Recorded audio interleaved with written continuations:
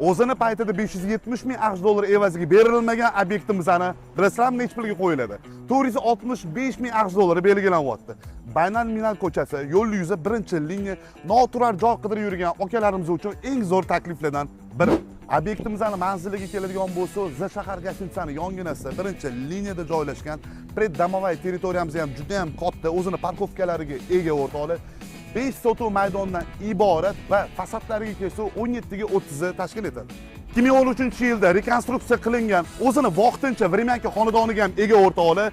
Boy aytganimiz tadbirkor akalarimiz uchun eng zo'r taklifni bejizga aytilmadi o'rtoqlar. Oldi hududi ham katta, top-uy lokatsiya va bitta narsaga ahamiyat beramiz, o'zini ekosistemasiga ega joy.